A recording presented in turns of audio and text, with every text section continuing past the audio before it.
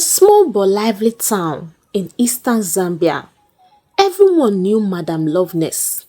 If Noise had a mother, it would be her. From the moment the sun peeked through the clouds to the time cricket started singing, she had just one mission, which is to disturb the peace of the environment. Her mouth moved faster than a radio presenter during rush hour, and her voice was loud enough to scare someone off the road and send them running for cover. She wasn't always angry, but she always found a reason to complain. If someone was playing music, Madam Loveness would say it was too loud. If children were laughing, it was too noisy. If a neighbor cooked fish, the smell was polluting her air. She walked around with hands on her waist and eyes like security cameras, watching, judging, and reporting. If trouble had a face, believe me, it would have been printed on her t-shirt with the words "Authorized Distributor of Wahala." Her compound was like a movie set. People peeped through their curtains, praying not to be the star in her next drama. She once reported a neighbor for hanging clothes too close to her wall. Another time, she swept the front of her flat, carried a chair, sat down just to monitor deaths flying in from her neighbor's frontage. Even the neighborhood dogs knew to back from a distance. But everything changed the day Auntie Felistus moved into the compound. Auntie Felistus was a widow from Dola, a retired headmistress with a sharp tongue and a louder laugh. She wore big dresses and carried herself like a judge on a popular TV court show. Her motto was simple: if you want peace, I give you peace. If you want war, I give you fire. Aura for aura and bars for bows. She had heard about Madam Loveness from her cousin who sold tomatoes nearby, but she smiled and said, don't worry, she has not met me yet. The very first day, Madam Loveness knocked on Auntie Felistus' door at 6 a.m., complaining that her radio was too loud. Auntie Felistus smiled, offered her tea, and then turned the volume louder. Madam Loveness shouted. Auntie Felistus shouted louder. For the first time in the compound, Madam Loveness was outshouted. The neighbors watched like it was a live football match. Children gathered under mango trees. Elders carried chairs outside, and someone even brought popcorn. The queen of drama had finally found someone who knew how to respond, word for word, action for action, and bars for bows. From that unforgettable morning, the compound was no longer the peaceful, quiet place it once pretended to be. It became a battleground for two powerful women. Madam Loveness, shaken but not broken, bounced back the next day with a new mission to prove that she still ruled the yard. She swept the compound at 4 a.m., banging her broom against stones and muttering loudly.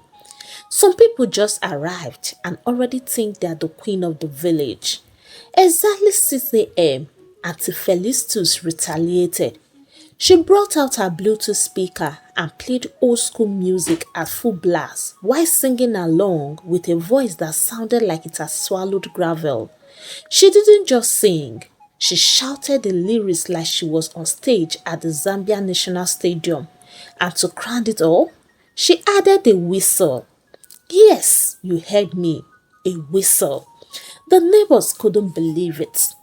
This is real battle, muttered Uncle Bada as he carried his stool outside to enjoy the view. The battles continued daily. One time, Madam Loveness cooked dry fish with a smell so strong that even flies gave up and flew away. Auntie Felistus responded the next day by roasting groundnuts from 5 a.m. till the entire compound smelt like a village market. Their arguments were not just loud, they were poetic. You think you are smart? You are just a handbag without money, Madam Loveness screamed. See this one. You are shouting like someone who failed grade 7 3 times, Auntie Felistus clapped back, flinging her clothes. It was quarrel with proverbs, slaps of insults, and blows of sarcasm. Each woman had a fan base. The children voted in secret. The men avoided both of them. And the landlord? Oh, the poor man started sleeping at his sister's house. One Sunday, during what should have been a peaceful afternoon, Madam Loveness tried a new move. She called a neighborhood meeting pretending it was for compound unity. She even brought biscuits. But as soon as everyone sat down, she launched into a speech about how some people lack respect and act like they own the world. Before she could finish, Auntie Felistus raised her hand slowly. "Excuse me, Madam Fake Peace. May I speak?" she asked sweetly. "Go ahead," Madam Loveness replied. Auntie Felistus stood up, cleared her throat and began. "I may be new here, but I did not come to kneel before anyone. I came to live. If anyone has a problem, they should drink warm water, warm eba, and hug their pillows. I am not a child and I will not be bullied. In fact, let us settle this with action, not meetings." The biscuit in one woman's mouth fell out. The crowd cheered. Madam Loveness answered with full assurance. "Felistus, challenge accepted. I am waiting for your cup to be full." One Thursday afternoon, the sun was behaving like it had personal beef with the earth. It was so hot that even the lizards were hiding. Clothes dried on the line within minutes.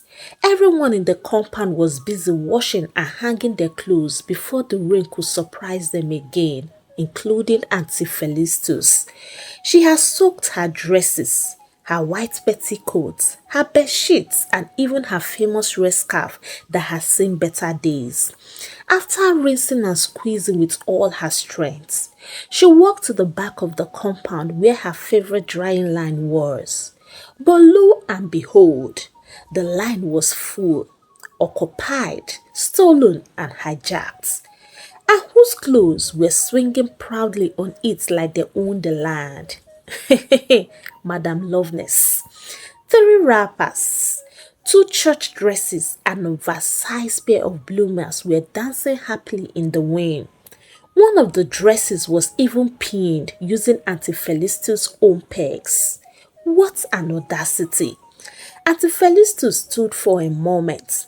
She took a deep breath, looked left, looked right, and then she pulled down the entire roll of clothes without saying a single word and without folding any. She flung all with aggression. The dresses landed on the grass, the wrappers on a dusty rug. Madam Loveness had gone to the salon down the road to fix her hair. She returned just in time to see her righteous church wrapper lying on the ground like a defeated flag. She marched over like a warrior, with one of her eyes scanning the compound like a hawk. "Who touched my clothes? Who removed my garments from the line? Who wasn't born well by his or her mother? Eh?" Auntie Felistus didn't even flinch. She was standing proudly under the line, pinning her clothes like she was hanging a national trophy. Without turning, she said, "Next time, seek permission before colonizing public property. This is not your backyard." Madam Loveness gasped. "How dare you? You dare touch the holy garments I washed with detergent and prayer? Do you know how much I paid for this imported wrapper from Congo?" Auntie Felistus turned slowly, clapped once and said, "And yet it smells like it was imported from Kafu River." That was it. The exchange of words turned to real bass bowls. Madam Loveness didn't even remove her slippers. She charged like a bull in slow motion, wrapper flying behind her like a superhero cape. Auntie Felistus was ready. She stepped back, picked up a broken plastic chair leg and said, "Try me today." Boom! They clashed. Pegs flew. Buckets chattered. Wrappers unraveled. Auntie Felistus grabbed Madam Loveness' hair. Madam Loveness snatched Auntie Felistus' red scarf and used it to choke her like a cartoon villain. The children screamed with joy. One boy shouted, "Finish her! Please give me Mortal Kombat style." A woman from upstairs screamed, "The winner will go home with a pot of beans." The neighbors didn't stop the fight. They formed a circle instead as someone started playing drums on a bucket. Another started live streaming on Facebook with a caption, "Two aunties, one line, no mercy." Finally, one man rushed in sweating with a whistle. He blew it like he was refereeing a football match, screaming, "This is not WWE. This is a Christian compound." The women were separated, breathing heavily. Hair and pegs scattered everywhere. A plastic basin was cracked into two. A neighbor's plastic chair had turned into casualties of war. "This is just the beginning," Auntie Felistus said and walked away. The next day, the compound woke up to tension so thick. Madam Loveness stayed inside nursing a swollen knee from the fight and plotting revenge. Auntie Felistus wore her red scarf like a badge of honor and walked around the compound with the confidence of a retired boxer who just won her final match. At exactly 10:07 a.m., a knock thundered on the gates. Not the usual "I have come to visit" knock. This one sounded like it came with fines and community service. It was Pa John, the chairman of the neighborhood Discipline and Respect Committee, known in the area for settling disputes. Behind him stood his secretary Martha with a file the size of a textbook and a look that said, "Someone is getting embarrassed today." "Where are they?" Pa John barked. "Bring the gladiators." The neighbors snitched immediately. "They are inside. One in house 2, the other in house 4. Within minutes, Madam Loveness and Auntie Felistus were dragged. One leaping, the other still feeling like a champion. They were dragged into the middle of the compound where plastic chairs had already been arranged in a dramatic semicircle. Pa John cleared his throat. "We are gathered here today not for a meeting, but because the both of you had decided that we would not drink water and drop cup. You have turned a peaceful place into a movie. You have fought over water, radios, children's ball, and now a drying line. You have bruised each other's faces, insulted each other's grandmothers, and yesterday you decided to give us a show." Martha nodded. "I saw the video. The red scarf chokehold was a lot." Madam Loveness hissed. "She deserved it." Auntie Felistus leaned back. "At least now she knows what fresh air feels like since I dragged part of her hair off her scarf." Everyone laughed. Pa John banged his walking stick. "Order! Before I throw both of you into the community borehole." The two women still continued throwing tantrums. Pa John became angry and then came the punishment. "You both have to work together for 1 week," he announced. "You will scrub the hall, weed the front yard and cook for the orphan center. Together, no fights and no excuses. If you fail, then be ready for the entire community." The crowd cheered. Madam Loveness' mouth dropped. "Walk with her?" Pa John stood, raised his hands like Moses parting the Red Sea and said, "Case closed. Go and fetch water together to start your punishment." And so, two enemies became co-workers. That afternoon, the community witnessed something they never thought possible.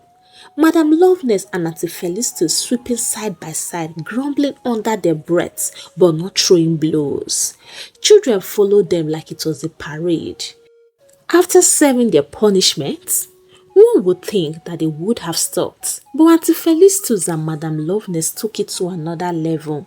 Songs became their secret weapon in the war of insults, and they weren't shy about it. One morning, when Auntie Felistus was hanging her wash clothes, Madam Loveness, as usual, was standing at her door watching her with an annoying grin to see if she would trespass. Auntie Felistus, sensing her presence, saw it as an opportunity for a little drama, so she began to hum. Then she started singing loud enough for Madam Loveness to hear. Satan, come on for rodo. I carry Holy Ghost. I no get breako. I go jam you, make you beme. She looked straight at Madam Loveness as she continued, her voice growing louder. Madam Loveness' face turned red. She wasn't going to let Auntie Felistus win. She tilted her head and began singing in her own sharp tone. Satan, the number you are calling is not available. The number you are calling is not available. It was a hit. Auntie Felistus stared at her. This was not just ordinary war of words. It was now a battle of musical insults. And to be fair, Madam Loveness won in this round.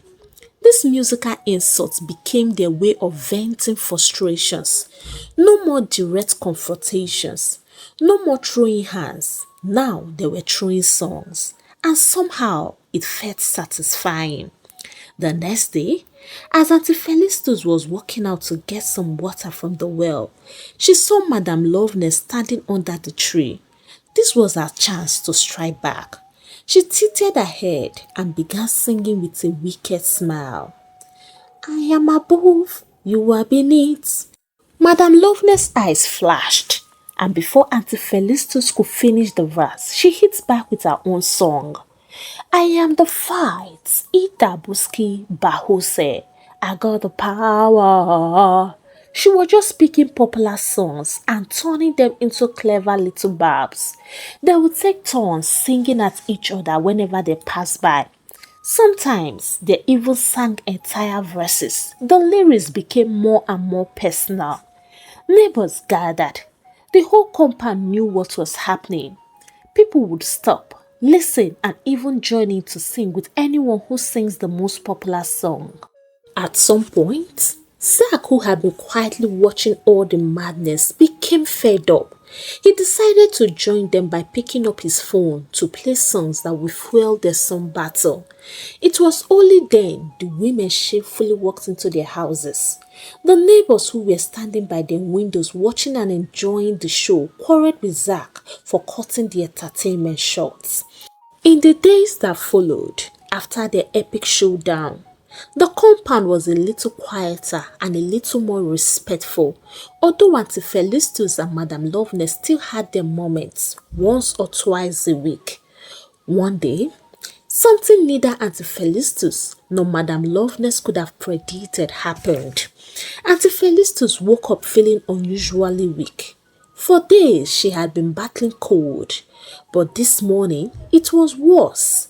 Her body ached, her head throbbed, and there was a tightness in her chest that made it hard to breathe. She tried to shake it off. After all, she was the strongest in the compound, the one who always held everything together. But as the day wore on, she found herself struggling more and more. The laundry had to be done. The business needed her presence, and the house also needed her energy. But there was one problem. She couldn't attend to any because she was weak. I mean, too weak to even know what to begin with. Meanwhile, Madam Loveness was going about her usual routine in her house. She hadn't noticed anything unusual about Auntie Felistus' movements from earlier. But when she walked out into the yard, she saw her neighbor standing by the gates, leaning against the post with one hand on her stomach, looking like she was about to collapse. Normally, Madam Loveness would have just kept walking, her eyes forward and too proud to even spare a glance. But that day was different. There was something about Auntie Felistus' expression, that rare look of exhaustion and weakness, which made her to pause. The entire compound was quiet. Everyone had either gone out to work or were indoors, leaving Auntie Felistus alone and vulnerable. Madame Loveness stood still for a moment as if deciding what to do. She had never considered herself someone who would help Auntie Felistus. In fact, just a few days ago, they had another loud exchange of words, songs, and fiery insults. But now, seeing her like this, her heart softened. After what felt like an eternity, she walked over to Auntie Felistus. "Are you all right?" she asked cautiously, her voice laced with something that resembled concern. Auntie Felistus, though obviously struggling, didn't want to admit she needed help. She stood up straight, trying to mask the pain. "I am fine. Just tired," she said, attempting to brush off the discomfort. But Madame Loveness wasn't fooled. She stepped closer, noticing Auntie Felistus' pale face and the sweat on her brows. "You look like you were about to drop. Don't try to pretend." She crossed her arms and added, "I am not saying I care about you. No need for that, but I can't let you drop dead in this compound. What will I tell the neighbors or the police?" Auntie Felistus, too proud to ask for help but also too weak to argue, just nodded. "All right. If you must know," she muttered, looking down at the ground in resignation, "I have been sick." To everyone's surprise, Madame Loveness didn't just leave her there. She went into her house, grabbed a bottle of herbal tea and returned to her side. "Drink this," she said, forcing Auntie Felistus to sit down on the nearby bench. "It will help. Just don't make a big deal out of it." Auntie Felistus was too weak to fight it. She took the tea and sipped slowly, feeling the warmth spread throughout her chest. It wasn't the remedy she was used to. She preferred the typical medical approach. But right now, the tea felt like the best thing in the world. Madame Loveness sat beside her.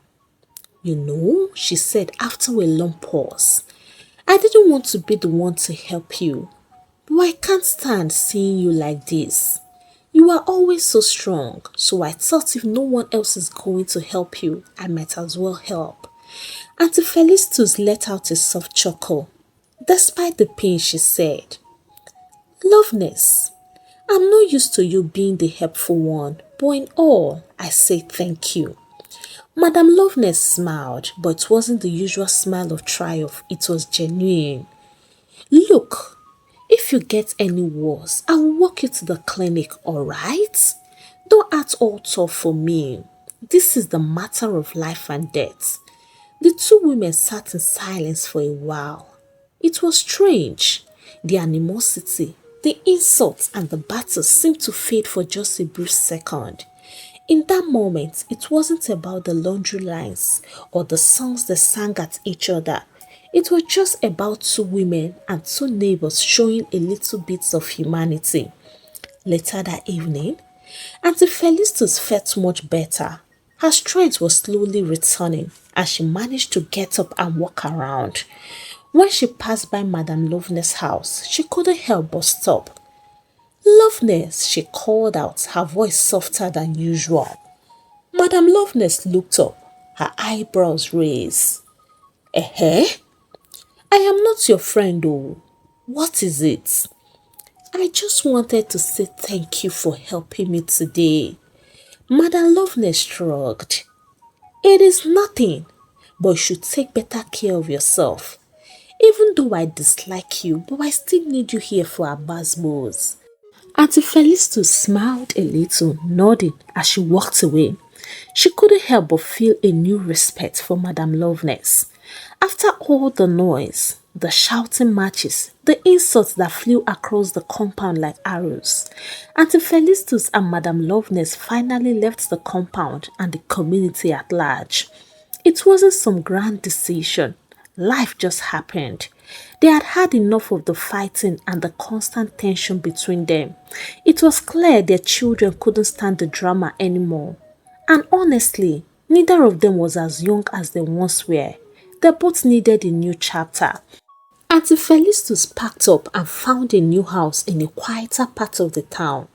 Madam Loveness did the same, opting for a place a bit closer to her family's home, hoping for peace and peaceful naps. They settled into their new routines.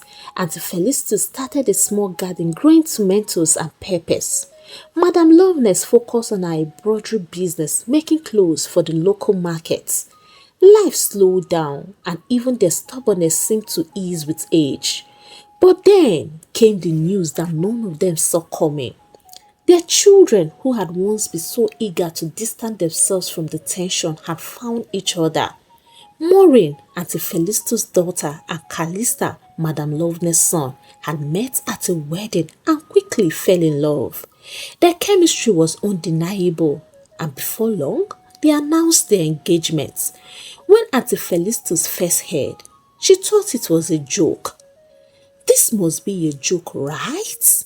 My daughter getting married to my co-fighter's son? Maureen just smiled, calm as usual. Mama, it is not a joke. We've been talking and we both want this. Madam Loveness, on the other hand, didn't believe it either when her son told her about Maureen. She nearly choked on her tea. Me and Felistus again? Well, she muttered, shaking her head in disbelief. Life really does have a sense of humor. Despite the women's hesitation, there was no stopping the wedding. It was happening, and so, life as crazy and unpredictable as it was, pushed them into a situation they never imagined. They were going to become family. The wedding day was a strange one. Both women arrived decked out in their best, sitting unavoidably together, yet still very much aware of the tension that once existed between them. There were moments of awkward silence, a couple of forced smiles before Auntie Felistus spoke up, trying to break the ice.